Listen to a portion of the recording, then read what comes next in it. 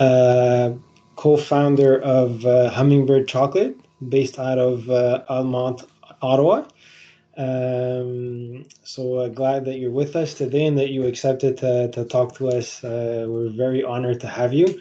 So I guess start off by introducing yourself. Okay. As you said, my name is Erica Gilmour, and my husband Drew and I started Hummingbird Chocolate about 6 years ago now. Okay, interesting. And what made you decide to become a chocolate maker? hmm Um, well, we have no food background. So Drew and I actually met in Afghanistan back in 2002, and we both have a background working in international development. And a lot of that work has been working with farmers, not so much cacao farmers, but vegetable farmers in a lot of different countries. And that's something that we've really loved and feel very passionate about. And back after the earthquake happened in Haiti, Drew went to visit to help build some temporary schools. And at that time, he met some cacao farmers in that area. And it was a bit of a revelation because although we have eaten a lot of chocolate, especially me, a bit of a fanatic, we really didn't understand how cacao was grown or how chocolate was made or where it came from. I feel like a lot of us in North America really have no idea. And so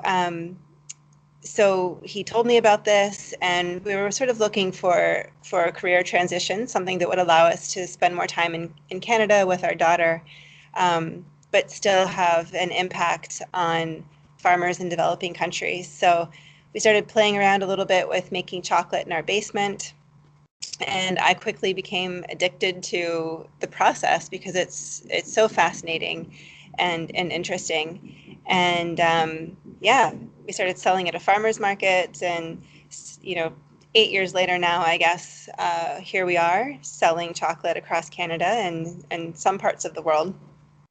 So I'd say you're a true Canadian success story. I mean, your town of Almont is a small town. I went to visit your workshop. I was surprised to see that you're in such a small town, yet you're Yeah. one of the most awarded craft chocolate brands in the world. You did win in 2016, I believe, a gold medal at the Academy of Chocolates for the your Española bar. Mm-hmm. Tell us how you felt when you learned about your gold medal. Yeah. Surprised and very elated. It's interesting because there's such a small group of people who are making craft chocolate. I think when we started, there were that I knew of maybe four or five others in Canada, and in the States there were maybe 25 or 30. So it's such a unique thing to be doing, and there are these big names in chocolate who we greatly admire, like Amadei and Bernard, a lot of the French chocolate makers and houses who've been doing it for a long time. So we really had no expectations for winning the Golden Bean Award, which had only gone to mostly European makers prior to that. I think there was one US maker who had won that. So um, so we were just elated and felt a bit validated in what we were trying to accomplish here. And definitely from a business perspective too, it really changed the story for us because it brought a lot of um, press, to us, but I think also Yeah, to other Canadian makers especially, yeah, and got the word out to Canadians a bit that hey, there's this thing called craft chocolate, and it's so different from what you're probably used to buying. yeah, absolutely. And tell people a bit more about the Golden Bean Award, what that represents exactly. Yeah, so the Golden Bean Award is from the Academy of Chocolate, which is based in London, UK, and it's basically the best in competition. So it's awarded to one dark chocolate bar every year, and yeah, we I think that was the first time we actually entered that competition. So we won, I think, around seven awards in it for various bars, and really didn't think that we had any chance of winning the Golden Bean. So when we heard that we did, we were, you know, very happy and surprised. Well, it's a well-deserved award. Having tried hundreds of different chocolate bars, I'd say it's very well-deserved. Thank you. Congratulations. Now, I think a lot of people don't understand what it takes to make chocolate. They eat it. I know people eat a lot of it, but Yes. not too sure how they know how it's made. So can you just walk us through briefly what the process of making chocolate from bean to bar is? Sure. Yeah, so there's about a 10-step process of making chocolate. And I think another thing that's not clear to a lot of people is the differentiation between being a chocolatier and a chocolate maker. So a lot of the chocolate that we buy is not us, Hummingbird, but we in Canada, is made by just a few very large companies and then melted to make confections or bars by chocolatiers. So what craft chocolate is doing is starting directly with cacao beans, and maybe we can talk about that a bit more later. But the really important part of that is finding really fine quality cacao beans. Um, we first sort through them to pick out any beans that don't meet our standards, or pick out rocks and sticks and all that kind of thing. And that's something that we do by hand still, so it takes a lot of time. We then roast the beans, and that's a really important step for developing the flavor. The beans are then, they look a bit like almonds, and they have a shell on them. So the next step is to crack the beans into small pieces and then winnow them to remove the shell from the bean. Then they go through, at our place, we use a peanut grinder. So it goes through a peanut grinder until the consistency is a bit like peanut butter. Then it goes into a stone grinder for 3 to 4 days, depending on the bean. So that's running constantly 24 hours a day for 3 to 4 days. And then at that point, we empty the stone grinder. We usually let our chocolate age for about a month to 2 months. It depends on the bean. Some of them need that, some of them don't. And then when we're ready to make bars, it goes into a melter and is tempered, which is basically the process of melting out all of the cocoa butter crystals and then cooling it down rapidly to form the right type of crystals so that the chocolate's smooth and shiny and will be shelf stable. And then we hand wrap everything, and then it's ready to go out to all the people who love eating chocolate. Fascinating. That's really fascinating. Having, like I said, I visited your workshop and it really smells good there. And I know it sounds complicated, but it's Yeah. well worth it. So, can you just talk to us a bit more about your early struggles with, I guess you were starting in a market that most people didn't know about, craft Mhm. chocolate. Even till this day, a lot of people don't know what craft chocolate is. So, can you just talk to us a bit about your early struggles? Yeah, I think part of the challenge initially from a sales perspective was just that it was basically a very new industry that no one, like consumers, didn't really know about or understand. And after describing all those steps, you'll understand that it's a lot more expensive for us to make chocolate that way than it is for a very industrialized process to go through. So one of the big issues initially was trying to explain and demonstrate to consumers why they should be willing to pay more for this chocolate bar. And our big approach to that was just letting people taste it. So farmers markets were great for that because we just got to talk to everyone and tell them, okay, this is why it's different. This is the process we go through. This is our commitment we've made to farmers on paying, more than the commodity price for beans. Um, and I think that once people, not everyone, but a lot of people really get that once they've tasted the product and they see how different it is from the chocolate they're used to eating. Another challenge was just equipment because there really isn't equipment that's made for small scale. So I don't know if you saw the winnower that my husband built when you were here, but Yeah. you know, there are shop vacs and there's duct tape.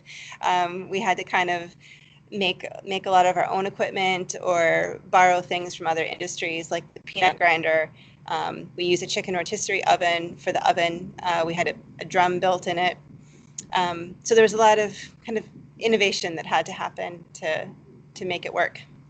Yeah, yeah. And you mentioned price as well. I think that even Hmm. again till this day, price to me is the biggest hurdle. Hmm. People ask why is craft chocolate so expensive? And I'd like to say that I tell them that it's not that craft chocolate is expensive, is that commercial chocolate is too cheap. Yeah. When an important part of your supply chain, which is the farmer, is not getting paid, Mm-hmm. or barely getting paid, the price of that commercial chocolate doesn't reflect the real cost, which is different for in craft chocolate, right? So talk Mm-hmm. to us a bit more about the impact that craft chocolate has on the farmers Mm-hmm. at source. Yeah, I think that's a wonderful way to put it. It really is just that industrial chocolate is not paying farmers adequately. Um, I think that we source beans only where we know that farmers are earning well above the commodity price. And for us, that's even much higher than fair trade prices because that's only a few $100s over the commodity price. So I think it's twofold. One, we're looking for the finest quality beans.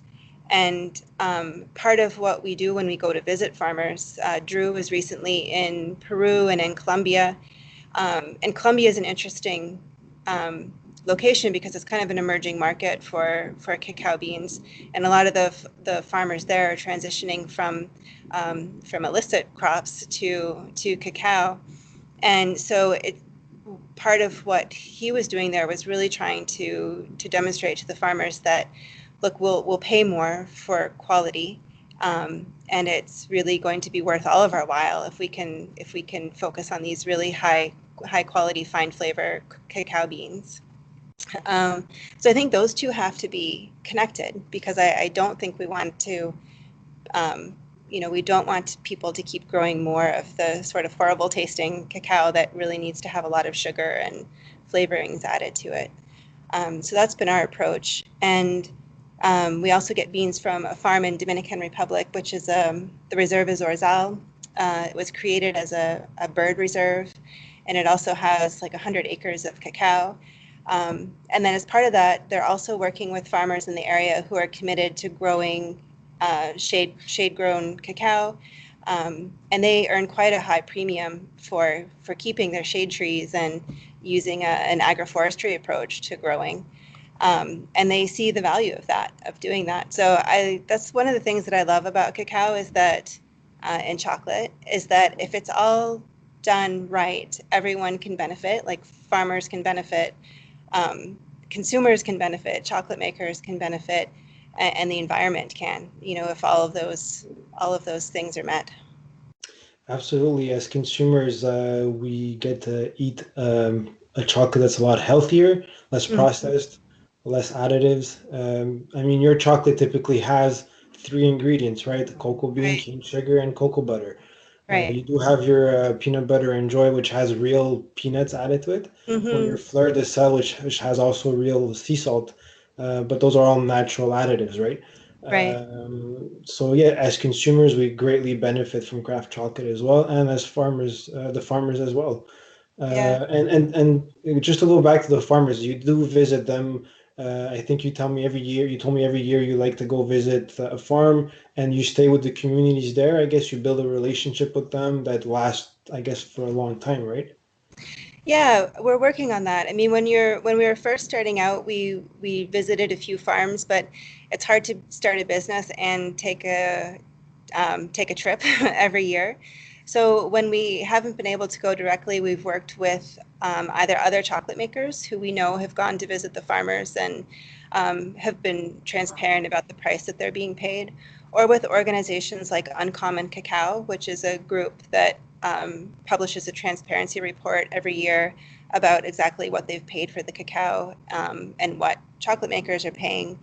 And they also do a lot of outreach as far as improving the agriculture in the communities and helping them with fermentation and drying centers. Um, so that's the approach that we've tried to take. Now that we're a bit further along that path, we definitely can commit to going every year to visit the farmers and deepening those relationships. Great, great. Um, so one more question, one more subject. Mhm. I guess what's really admirable about the one of the things that are very admirable about the craft chocolate market is the number of women chocolate makers. Hmm. That's actually pretty high. I mean, between you, Cantu from Montreal, Palette de Bin from Quebec, Havana also from Montreal, Hmm. even Soul Chocolate as well. There are quite a few women chocolate makers who are involved, which is a lot better than a lot of other industries that are men dominated. Hmm. So talk to us a bit about that, about more about that. Hmm. Yeah, especially in Canada, there are a lot. I would also add East Van Roasters in Vancouver and Uncouth Chocolate out in BC as well. It's interesting. I think in the States, especially, it started more with a lot of men. And as there becomes more equipment that's ready-made for craft chocolate, I think it's becoming easier for everyone to enter into the industry. Um, I think that I mean I know most of those people that you mentioned, and we have quite a great camaraderie in the Canadian craft chocolate movement, which is great. I've had trouble roasting a cacao bean and was able to call Christine from Palette de Bean and say, "Hey, I know you work with this bean. What do you do with this that works for you?" And she's been really happy to share information, and I feel like most of us are that way.